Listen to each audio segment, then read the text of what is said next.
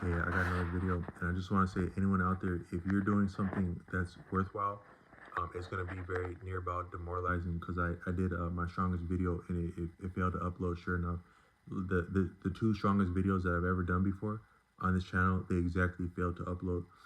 But I'm gonna try to my best to recapture where I was going with this one, but it'll be difficult to convey where I was coming from.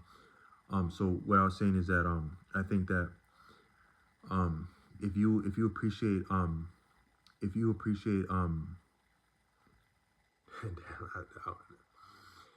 if you appreciate uh according to the Diné people, the teaching that's available on um yeah, this is really difficult because I'm trying to recapitulate something that failed to upload, and it's difficult to convey what I had put forward. But what I was saying is that I think that the challenge with with uh with some of the things that we contend with, such as like the things that are daunting, like you think about survival of the fittest, or you think about like what we have for a modern paradigm as it revolves around science. What may be confounding about science is that it's an imposition from without. It's very materialistic in the first place, which is that it's earthbound, because the as beautiful as the earth is, as much of a bounty as the earth is, it is composed of material, and it's a transitory plane. So anything that appears here is limited in the first place. Something is almost condemned to be transitory and limited should it exist upon the earth, because nothing upon the earth really stays upon the earth except the earth. It's a transitory plane. And I think that that also might be true of where we've come from to exist on the earth, because it's appreciated that human beings lived within the ocean before having human beings, mammals, reptiles evolved from fish in the first place, or had an aquatic life that was significant before the earth. You take some of the most beautiful areas like of the United States, like the Southwest, the most rugged land, the highest mountains, the Rocky Mountains, and you go up there and you find fossils up there because that had actually been an ocean before. Some of the reason that the southwestern United States is as rugged as it is, and a little bit it's beautiful for being rugged, but it's very desolate at some point, and that's exactly because it was an ocean floor before. And some of the properties of being submerged by salt water that long has to do with the terrain of the southwestern United States. But it makes you appreciate, if you know the history even of the United States, the Southwest.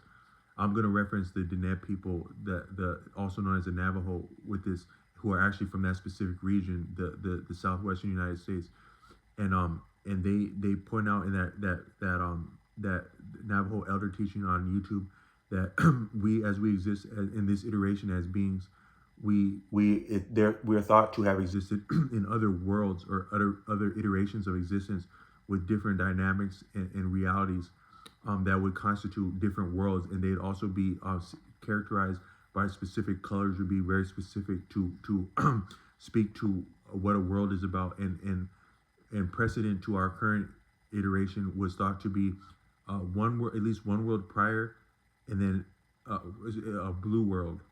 There was another world prior to that, but at least a blue world, and then the world that we're currently existing within would be appreciated as a yellow world, according to my superficial scholarship and understanding of the teachings of the Diné, also known as the Navajo. That would be available on Navajo Elder Teachings on YouTube, and that channel also goes to express that the word Navajo might be a Spanish appropriation, or a name that was applied to that people, that might not be part of the real history or etymology of that people. And but I've said in this video that words can we it's ours to create the meaning and value of terms and words as we go. So what the word Navajo might have meant to people of that nation, or who have loved people of that nation, it might be as beautiful and as anything being referred to as Navajo. But according to the teachings on Navajo elder teachings, is that's more of a Spanish, a more recent Spanish appropriation applied to that people. and that the name had been Dene, according to the one of the elders, and that's also thought to be is appreciated to him as being somewhat of a landing tribe for people in the Southwest, where you would have different people of different nations in the Southwest that would be displaced at different times, up to I think maybe up to and including the colonial period, and that the Dene were like a landing tribe, where they would take in people who were orphans, for lack of a better word, from other circumstance, and take them in upon themselves, and they would become one, and they'd grow like that. A similar nation to that would be like the Zulu people. So my father's from Southwest Africa, and I grew up with a great appreciation for the Zulu people, because my dad always spoke to them with higher esteem, but he didn't fancy himself or our people as being Zulu, although we're from the Bantu people. So you have like a lot of Southern Africa. You have like some like the Bantu languages would be like a lot of your Southern Africa, not South Africa, but also South Africa, in the southern region of Africa. A lot of those language families are very similar. So like my father's from two different people, the Oshi Herero, and I think the Oshi Ovambo, and they've been at odds at different times. But there's they're two distinct languages, but a lot of people, but a lot of the languages and some of the history, it overlaps, and some of the lifestyles. But it's distinct people, but it's from a similar family of people, of nations. But then you have the Zulu people, and when I was young, I had the film Shaka Zulu was popular when I was a very young boy, and impressionable, and appreciating my own heritage in Africa. But I had a reference for what Zulu were about from the film. But also when the Zulu they were a little different than other tribes, because one is that I think even back then some of the tribes had sandals, and that was limiting during fighting. So generals like Shaka would make his troops train their feet upon thorns, that would make the feet callous and rugged, and then they were more mobile like that. And also some of the other troops, the other people were using longer spears, but the Zulu, they had like a half spear. It was a little bit thicker and stockier, but it was actually more lethal and more versatile in close quarter combat, called the Azegai, and that was a significant military advantage. And then also I think they did some things around water, where they would have water prepared, or they'd have access to water differently, or they'd pick the seating of a battle differently according to water sources that would allow them to prevail. But they were very formidable, both against other African people and against the European people when they came. And my father told me that the European people barely made it out against the Zulu people because of some of the advantages of weaponry, obviously. But had they not had those advantages of weaponry, and still barely surmounted the Zulu with those advantages, they wouldn't have made it past the Zulu, according to my father. And some of the history of Africa might have been different had based on their encounter of the Zulu people. According to that's from my father. My father is actually a historian, and he could substantiate some of those statements, but I can't. Though I'm not making a reference for those statements other than my father as oratory from being from that people around that area.